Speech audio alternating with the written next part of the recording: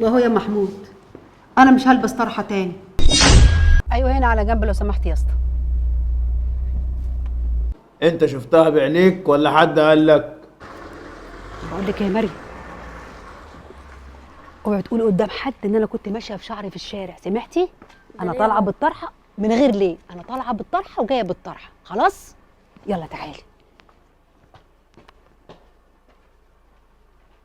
بقول لك يابا، كل ما تيجي طالعه من البيت راح تقضي مشوار ولا تعمل حاجه تقلع الطرحه، وهي داخله البيت بتلبس الطرحه.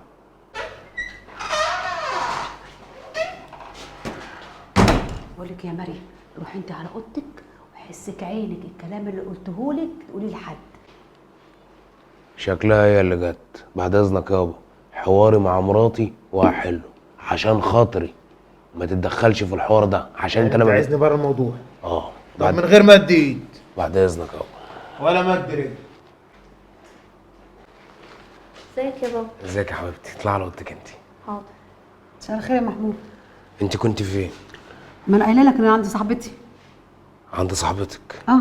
وانت من امتى يا ابتسام وانت طالعه من الباب بتقلعي الطرحه وانت داخله البيت بتلبسي الطرحه؟ مين قال الكلام ده؟ ما انا داخله بالطرحه اهو. لا بتعملي كده. لا ما حصلش. لا حصل. بص يا محمود، احنا اتكلمنا في موضوع الطرحه ده وانت قلت لي لا وانا سمعت الكلام. انا عايز اعرف حصل ولا ما حصلش. افترض حصل. يبقى انت بتحترميش كلامي.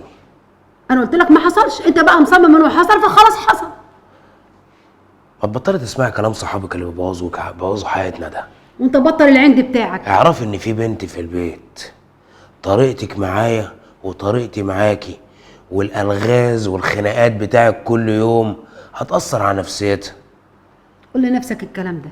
انا بسألك سؤال، بتعملي كده ولا ما بتعمليش؟ بص من الاخر يا محمود، عشان ما عادش نلف وندور، انا هقلع الطرحه.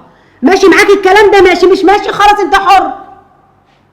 قلت ايه؟ بس احنا كنا متكلمين في الموضوع ده وقلت لي عمري ما هعمل كده. وهو يا محمود انا مش هلبس طرحه تاني. قلت ايه بقى؟ قلت ايه؟ قلت ايه؟ هات اخرك. ده انت بتركبي دماغك بقى. عند بعند بقى. لحد دلوقتي مش عايزه اتصرف تصرف. انت اكتر واحده انت وبنتك هتزعلوا فيه. فرجني عليه التصرف اللي انت هتتصرفه. انا لما جبتك من بيت ابوكي كنت جايبك لابسه طرحه، وكان الموضوع ده خلص ومش هنتكلم فيه. بعد ما بنتك قربت تبقى عروسه عايزه تمشيلي بشعرك يا حلوه في وسط الشارع، وخدت اذنك وانت مش